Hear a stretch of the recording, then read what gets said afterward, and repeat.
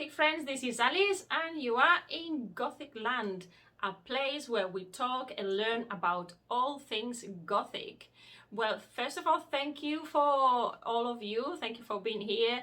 Thank you all the subscribers. I'm really happy having you here and following my videos. Remember, my videos are bilingual, English and Spanish. So if you're learning one language or the other, or you want to watch them in both, I don't always say the same things in the same way, so you might feel quite amused about that. So today I want to start by giving you a little bit of a definition about what Gothic literature is. The purpose of today is to describe for you what is Gothic literature. But not only that, I also want to tell you, I want to show you how can it actually help you, whether you are studying, whether you're working, or even in your everyday life. There is a use of the Gothic in your everyday life.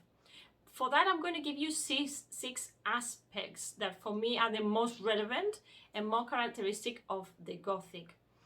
So let's begin with the description, the definition.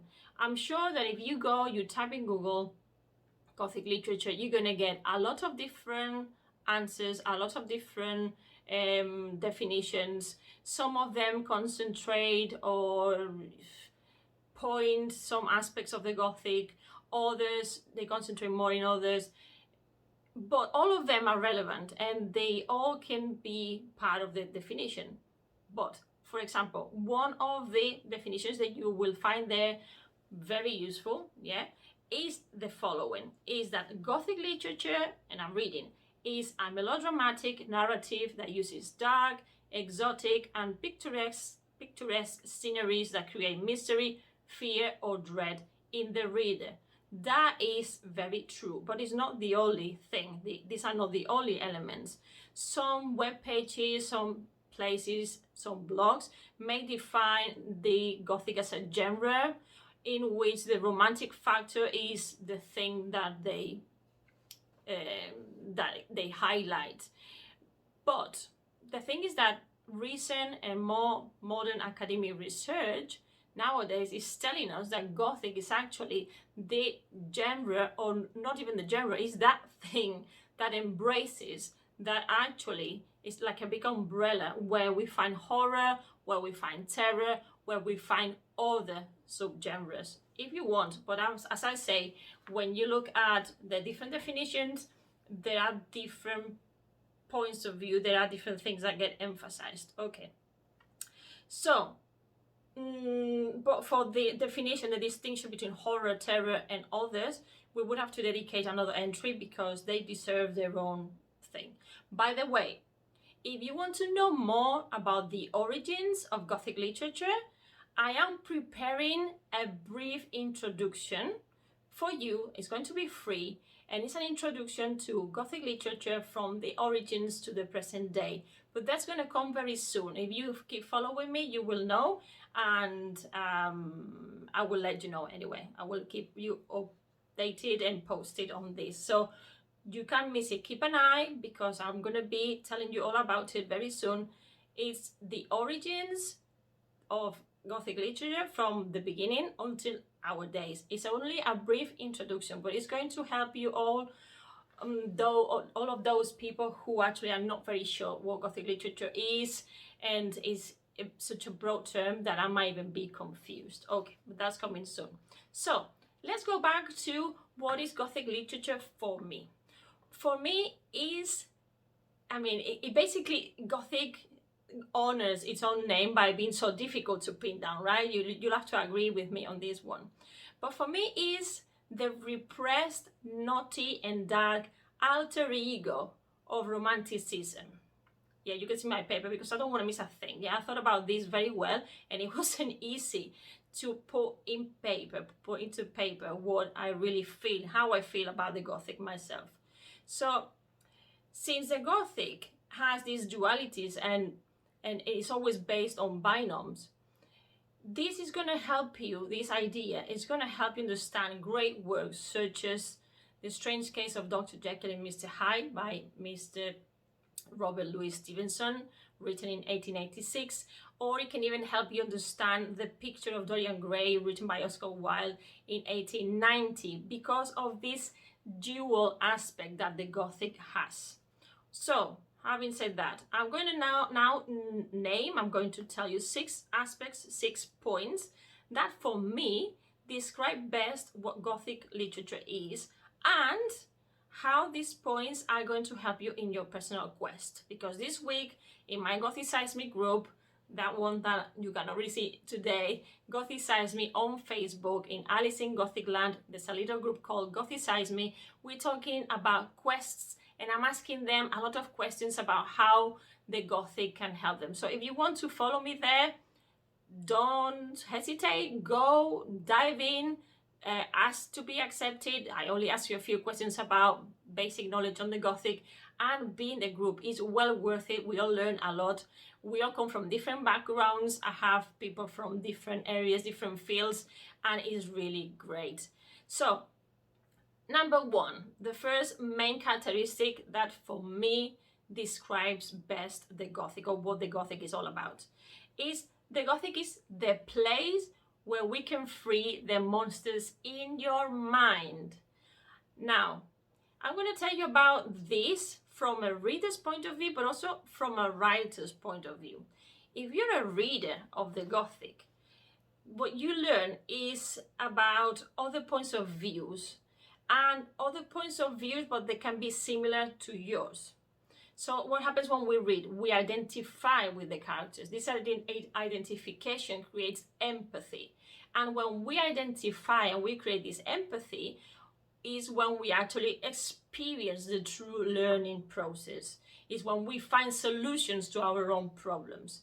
So this is by just reading about all these deep fears and phobias that other characters might be going through. If you're a writer, on the other hand, if we're creating our own monsters, then we're bringing out our own fears too, because we need to analyze before we write. So we mold them with what is not morally acceptable even, so we can put in these monsters everything that we want. We can do with them what we want. And it forces us to investigate, okay? And it forces us to investigate psychology. It forces us to investigate about history. It forces us to do a lot of things that we wouldn't do otherwise if we had normal people. Although sometimes normal people can be quite monstrous, but we'll go to that another time.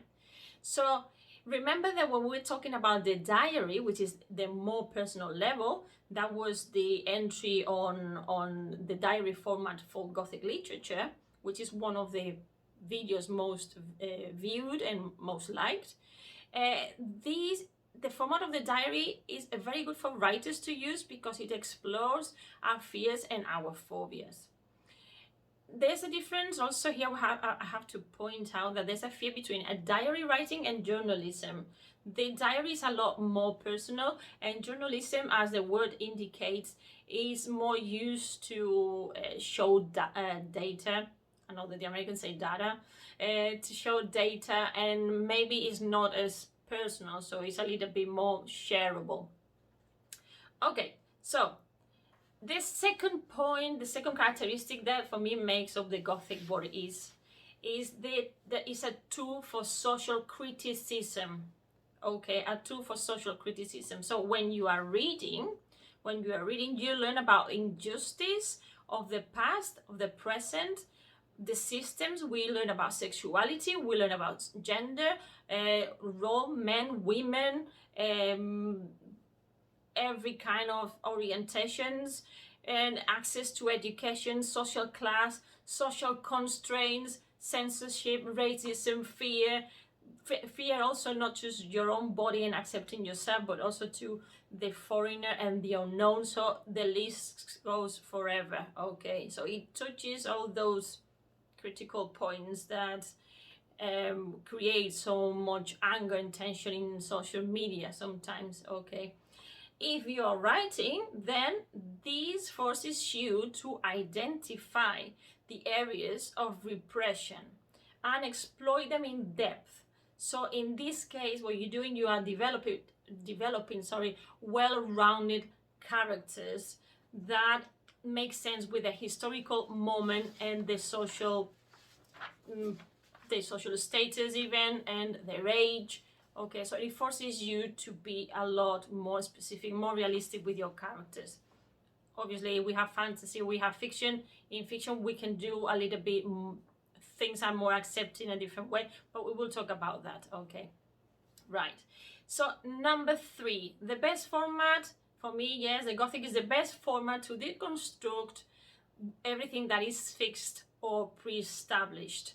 So when you read, you question the world around you, and this makes you look for alternatives and solutions, again, to your daily problems, whether you feel suppressed at work, with your social environment, with your friends, okay, so in your everyday life.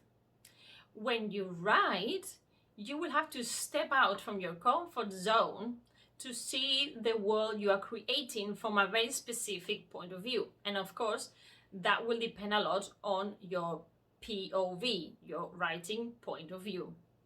So to create something new, sometimes you have to turn stories around. You have to give them a voice. You have to give the voice to the other. Maybe the outcast is your main character. So here you are just changing the order of things. You're breaking with the tradition. So imagine sometimes, imagine that someone, I thought about this example, that someone decides to write about Wuthering Heights from the point of view of Heathcliff. Maybe someone has already done this, but that would be a very good example of deconstruction. Yeah, deconstruction. A good example of deconstruction, if you want, is a deconstruction of fairy tales, to be more specific, is The Bloody Chamber by Angela Carter. She wrote this in 1979. So Angela Carter, The Bloody Chamber, is a very good example of deconstruction of fairy tales.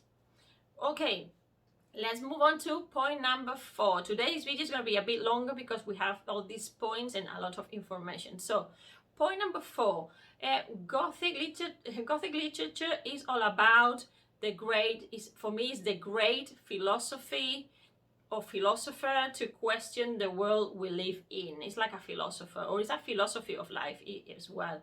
Okay, so what happens? What I'm trying to say with this is that when we read, it makes you go deeper in the rabbit hole. If you remember also the video on the Matrix, I recommend you go and watch that because I talk about the rabbit hole. Going down the rabbit hole is always painful because we want to know more. We want to know the core of the problem. We want to find answers. So it makes you go beyond history and social class and the world that you know, which is very important.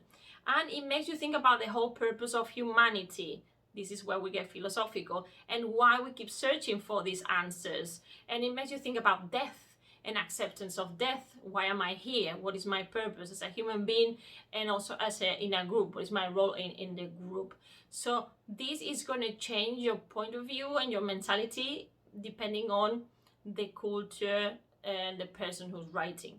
But if you are writing, this is when you're reading, if you are writing, for example, you write science fiction, you have maybe a bunch of aliens analyzing humanity, and here you get a lot of philosophy because we are constantly questioning our values and our morals. Okay, so point number 5. Gothic literature for me is also a promoter of culture. Why am I saying that? Because it makes you look for your origins, and that makes you look then to folklore that we have forgotten in many cases, and as an individual, that does that at an individual level, but it also does that as a group. So how many of you know your folklore? Come on, I would like to know, because in Spain we have this lack of knowledge. We know a lot about what our grandmothers told us, we know about little stories, home stories, but we don't really know about the origin of our folklore. And that is very worrying. With our folklore, we don't have identity. Without identity, who are we? Who are we? So when you are reading from a cultural point of view, you're reading Gothic, you learn about different approaches. You learn different cultural aspects. It's not the same the way we see fairies in Spain, the way they see fairies in Ireland. Okay, so also for example, we have the fear to construct a certain monster. Okay, a good example of this, okay, is the role of the ghost. The ghost in different cultures of the world. In our cultures, in the European Western cultures, the ghost is something that we can exorcise, we can put to sleep, we can get rid of. But if you're reading about ghosts from a Japanese point of view and you have a vengeful ghost, then you have a different story. You have the mentality, you have that the ghost will end up killing everybody, and the ghost is not going anywhere.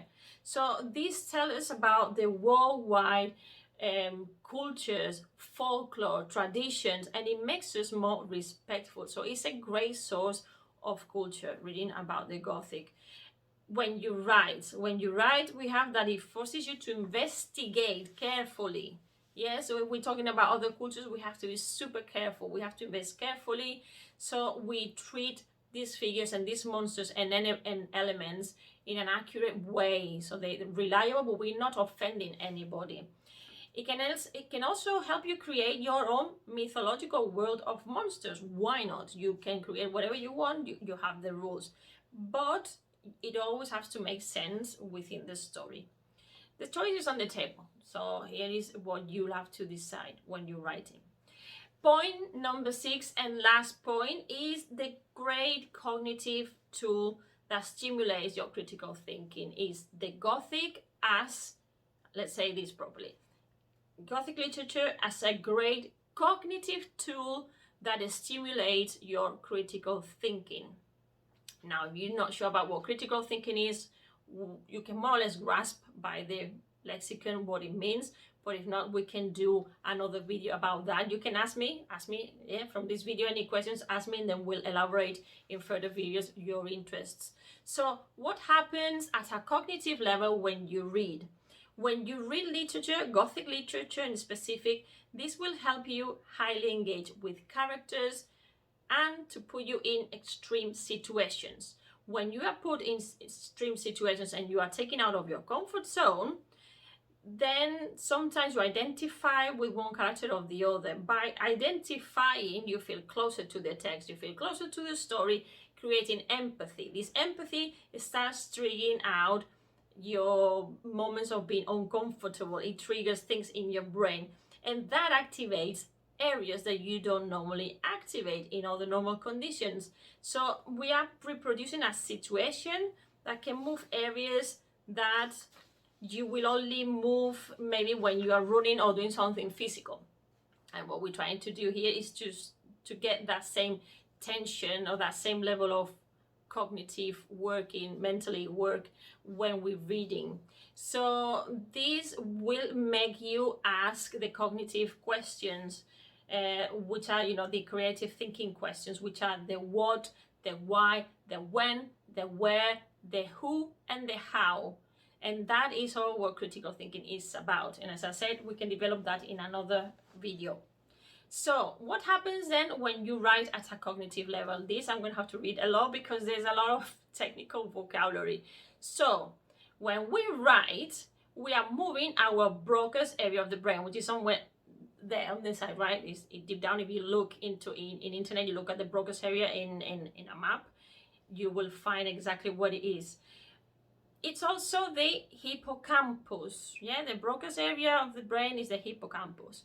And we're going to see what happens in those areas, or very briefly, because I am not an expert, obviously, but I am very interested about the brain. I don't like zombies either, but I love the brain. So, as I was saying, what happens in the brain when we are writing? When we are writing, then it's not the same a novice writer than a novel writer than an expert writer, because people who are used to writing, they move more areas of the brain. How is that? I'm going to elaborate a little bit for you and then you will understand. So what happens is, what we activate when we write is our parietal temporal regions associated with language processing. So we move the temporal lobe involved in language and comprehension of sentences. We also move the prelexical and auditory processing of any language. And this is just without mentioning other things that we do with our brain when we write. We like, when we type in, whether it is computer typing or by hand, we move in different parts of the area. And without mentioning all these psychological aspects, all the psychological issues that we have to bear in mind when we are constructing this story, this great web of information that we are creating, that is also something that is believable. So writing makes us all use critical thinking, and it's very powerful. It's very tiring. If you try to write, it's very tiring. So we have to organize our mental process when we write. We have to design well the stories, and again, without the what, the why, the when, the where, the how, and the who, your novel or short story will have holes. So just wrapping up quickly the 6 points. The place, the Gothic for me is the place where we can free the monsters of our minds. Number 2, it's a tool for social criticism. Number 3 is the best format to deconstruct everything that is fixed or established. Number 4 is the great philosophy to question the world we live in. 5, Gothic literature as a promoter of culture that makes you look for the origins as an individual, but also as a member of a group. Number 6, Gothic literature as a great cognitive tool that stimulates your critical thinking. Okay, so my friends, this is it for today. Is twice the size as I normally do these videos, but I think it needed this extension. Remember to subscribe, remember to thumbs up, remember to follow me on social media. I am on Facebook, Alice in Gothic Land. I'm also in Twitter, Gothic Alice 74. Gothicize me. Don't forget to enroll to, well, it's free, so to join us in the Gothicize me community. We talk about all things Gothic, we learn about all things Gothic, and very soon, no, I don't want you to forget, very soon I will be giving you a free introduction to Gothic literature from its origins to the present day. So I hope you have enjoyed it. Remember, think about all these points. What I want you to do is that think about these points and tell me if you ever thought about Gothic literature this way. I would also like to see if Gothic literature is something that you use in your everyday life, if it helps you, and how does it help you. So I would like to hear from you. I would like to see your comments, because then I can elaborate further in your interests. Okay, so thank you very much. See you in the next video, and a lot of things coming up very soon. Thanks a lot. Take care, my Gothic friends, and to the next time. Bye bye.